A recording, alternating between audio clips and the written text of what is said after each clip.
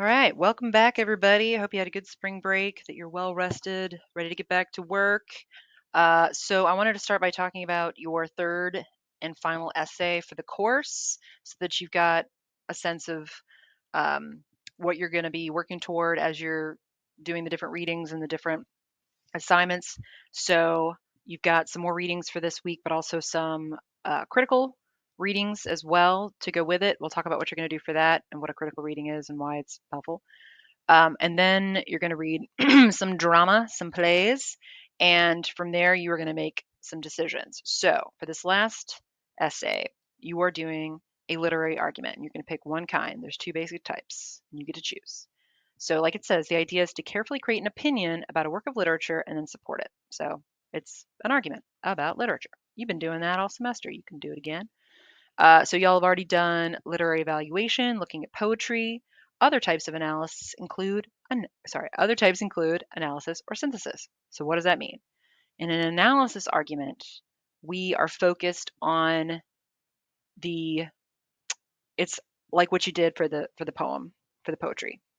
So you're focusing on the literary components, the literary elements of the work, and um, talking about it in a way that you create an argument about the text. So focusing on like characterization, what the characters do, say, um, and what that tells us, and all that kind of stuff. So it's looking more closely at like the text itself and just the text and nothing else really, except for supporting sources, which we'll talk about in a second. With a synthesis, you are taking a work of literature and you are connecting it to the quote unquote real world around us. You are synthesizing, integrating research about the work and discussion about the work, the text, the literature, with something broader in our society and talking about whether literary work still resonates in today's day and age, whether there's still things we can engage with, take away from, learn from, find, you know, common cause with, what have you. Okay. So with this, you're focused just on the literary analysis. With this, you are looking at what we can take away, like in the actual world, how it connects to the world around us. So the research is a little different and the focus is different. So how long? Between 1,000 and 1,200. So you're gonna pick one or the other. It can be fiction or drama. We are not going to do poetry again. The poetry's done. You done did it. So it can either be one of the short stories and there's five to choose from altogether. There's Amy Tan's, there's Updike's, there's, excuse me, let me refresh myself here. I won't say it wrong. Flannery O'Connor, A Good Man is Hard to Find, and Joyce Carol Oates. Boop, boop, boop. That's what your journal's going to be about. One of them, anyway. Yeah, Charlotte Perkins Gilman, The Yellow Wallpaper. Flannery O'Connor's A Good Man is Hard to Find. Joyce Carol Oates, Where Are You Going? Where Have You Been? And then we'll talk about the supplementary readings in a minute and why they're, oops, wrong class. Too many things going on. Okay.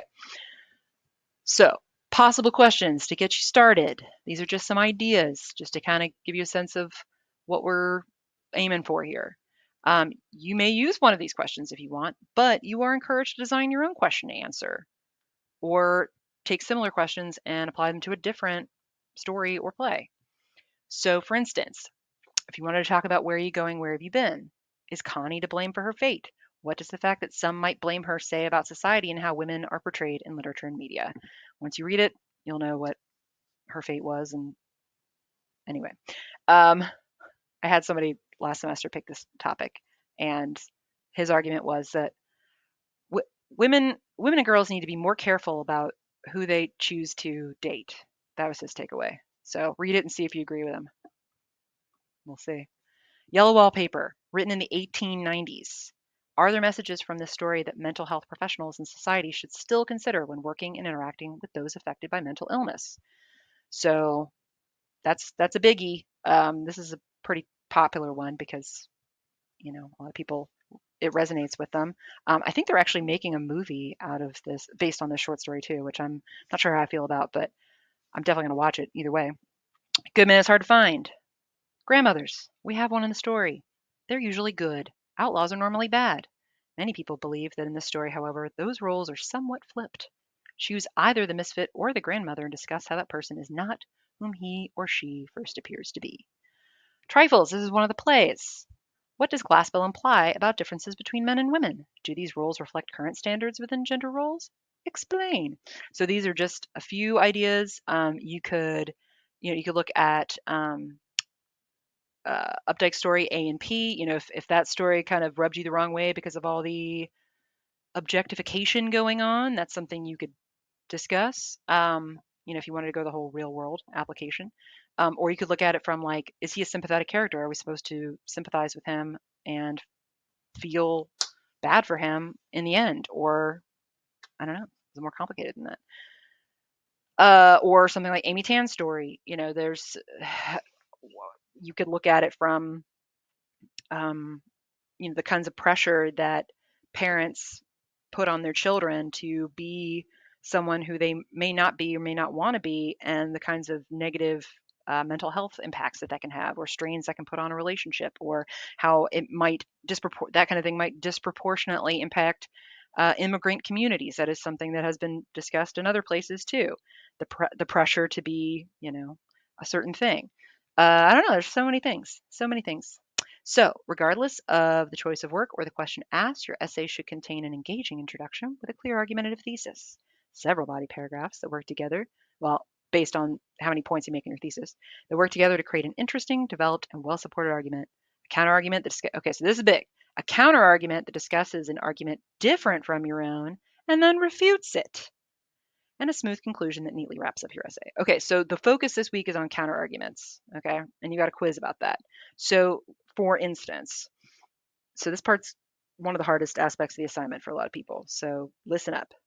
Let's say you're arguing, boop, boop, boop, you're arguing that um, the mother figure in Amy Tan's story is not a sympathetic character, and that she is almost borderline abusive in how she treats her child, like emotionally, um etc., that kind of thing. You can make that argument, but then okay, what would a counter argument to that be? Well, someone else can say, all right, well, that's easy for somebody who's not a parent to say. It's understandable. For instance, it's somebody who's like first generation immigrant coming to a country would feel particular pressure to assimilate, and to they've gone through so much to give their children the best possible chance at a life that they themselves could not possibly have had or imagined in the context in which they grew up. So of course they're going to expect um, amazing things, because they've had to do amazing things to just get them where they are. So it's not that simple, that kind of a thing. So that would be a counter argument to the other one. Um, who's right? I don't know. That's the beautiful thing about literature, is that it's none of it's right, all of it's right. It's up for interpretation. So smooth conclusion neatly wraps up the essay, as always. All right, pick one or the other. We talked about the length. So some examples here on doing the introduction and a good thesis. 3 body paragraphs, always a winner. And then a separate counter argument. But here's the thing about the counter argument. So not only do you have to bring in what like the other side might say, the opposing viewpoint, that's not enough. Because if you do just that, all you're doing is contradicting everything you just said. And it just seems confusing.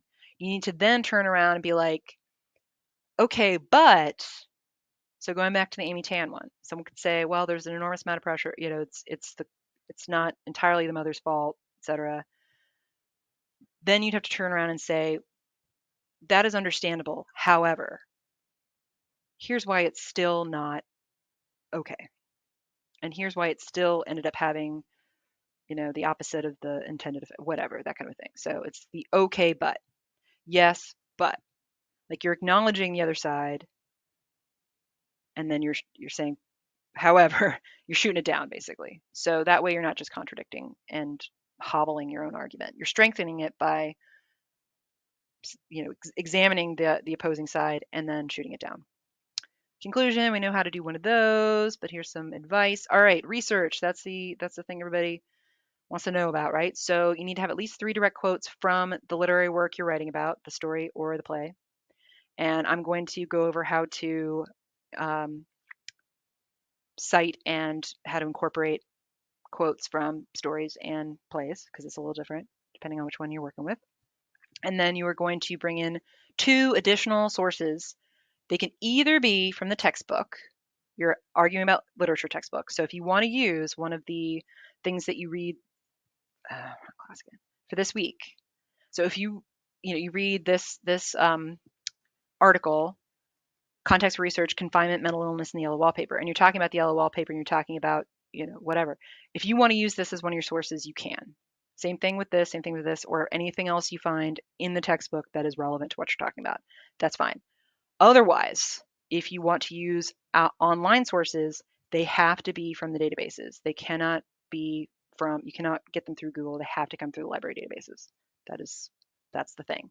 So I've already shown y'all some good literature resources. They are good for this assignment too. It's the same basic principles. So you're gonna need at least 1 quote from each source. Boop, boop, boop. Anything borrowed, whether you quoted it, summarized it, put it in your own words, cite it in text, have it in the works cited page. Don't have more than 30% of your paper be quoted material from outside sources. I don't count stuff from the actual literature for this. I mean, don't go nuts on that either, but if 30% or more of your paper is basically copied from your outside sources, even if it's in quotation marks, even if it's cited, that's over quoting, it's too much, and it can fail the paper. So don't go too crazy. Be selective. Do some paraphrasing. Boop, boop, boop, boop, boop. Use third person point of view. Don't refer to yourself. Don't refer to me. Same formatting, all the stuff. Academic integrity. Don't cheat. Oh no. People think I won't know, but I don't know. I might not catch everybody, but I catch quite a few. The internet's been around for a while, but so have I. I know how it works. Shoot, man, the internet had just gotten started when I was younger, and teachers didn't know anything about it back then. So anyway, not that we cheated, but we could have, but now you can't. You really can't get away with it. Okay. And you're like, yes, I can. Watch me. All right, fine. Be that way. Be that way, I guess. It's between you and your conscience, I suppose. Have your own ideas. I know you got them. You're all smart. Okay. So for this week, this journal, what you're going to do is you're going to choose one of these 3. Okay. So what it is, it's the story and it's also the secondary source. So you got to read both. So if you're like, this yellow wallpaper thing sounds intriguing. Okay. This page range here has the short story and it also has this article. This one here has A Good Man Is Hard to Find. If you're into true crime, this might be your, both of these actually are very true crimey. So this was actually, Oates' story was based on an actual event. So if you're into that, you might want to read that one. So this one, you got the short story, Good Man Is Hard to Find by Flannery O'Connor. And there's some supplementary stuff that you're going to read in addition to that. And same thing with this one. If you pick Where Are You Going, Where Have You Been? Innocence, Evil, and Where Are You Going, Where Have You Been? So 1 story, 1 supplementary text. So what you're going to do is you're going to create a journal entry where you discuss how reading the additional information for one of these works helped or did not help you understand the primary text. Your response should be in paragraph form and be at least 8 to 10 sentences.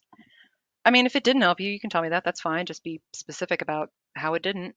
You can disagree with what it says. These are interpretations. If you're like, I disagree entirely with what this person had to say about the misfit, like I didn't see his character that way at all. That's fine. He's a complicated character. So you need to demonstrate that you read both the story and the additional text, and the way to do that is to use titles, author names, direct quotes, specific details, parenthetical citations. Just having summaries of the story or discussion of the biographical author information that comes before the story will not earn full credit. So yeah, that's what you got to do. That's what you got to do.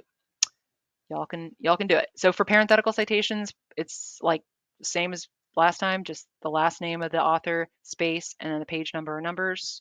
Same thing with these other articles, unless they don't have authors named, in which case you'd put the article title. That would be the citation, the next most specific thing, and the page number. All right, so yeah, be specific. Show me that you read both. Show me that you dug in. And then you've got a quiz on counter arguments as well. So it's a little bit more about, that what we were talking about, what you're going to need to do for the paper. So, all right, let's go out there and do it to it. There's not a whole lot left to go. We're rounding the curve. Keep up the good work, and if you need anything, let me know. Bye bye.